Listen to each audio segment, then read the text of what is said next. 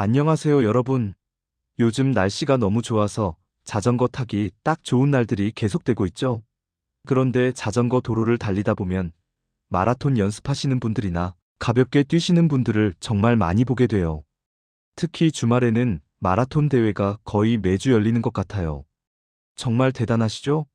그런데 잠깐, 여기서 한번 생각해 볼 문제가 있어요. 자전거 도로는 자전거를 위한 길인데 여기서 마라톤 대회를 해도 괜찮을까요?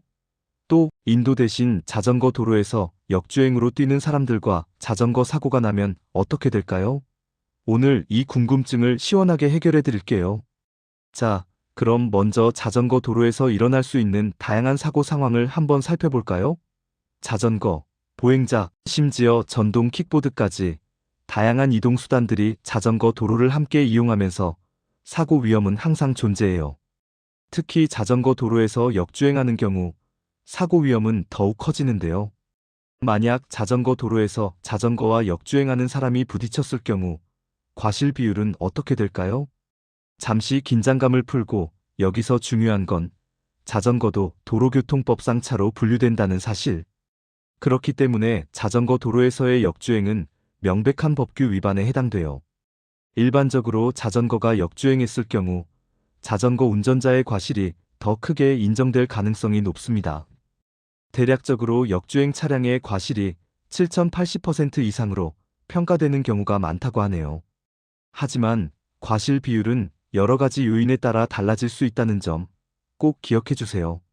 예를 들어, 야간에 라이트 없이 역주행을 했다거나 시야 확보가 어려운 상황에서 역주행을 했을 경우에는 자전거의 과실이 더 커질 수 있어요. 반대로 상대방 차량 자동차, 오토바이 등도 전방주 시 의무를 소홀히 했거나 안전운전 의무를 위반했다면 일부 과실이 인정될 수도 있겠죠. 덧붙여서 어린아이의 경우에는 과실이 20%까지 부과될 수도 있다고 합니다. 자전거 무단횡단 사고의 경우를 알아볼까요? 횡단보도가 아닌 곳에서 자전거를 타고 무단횡단하다. 사고가 났을 경우에는 자전거의 과실이 5,070% 정도로 평가될 수 있습니다. 신호등이 없는 횡단보도에서 자전거를 타고 건너다 사고가 났다면 자전거의 과실을 20% 전후로 볼 수 있고, 자전거를 끌고 횡단보도를 건넜을 경우에는 일반적인 보행자와 같이 보아 10% 정도의 과실이 적용될 수 있다고 하네요. 하지만 헬멧 착용 여부와 같은 안전장비 착용 여부도 과실 비율에 영향을 줄 수 있다는 사실. 그렇다면 이런 사고를 예방하려면 어떻게 해야 할까요? 가장 중요한 건 당연히 안전수칙을 잘 지키는 거겠죠.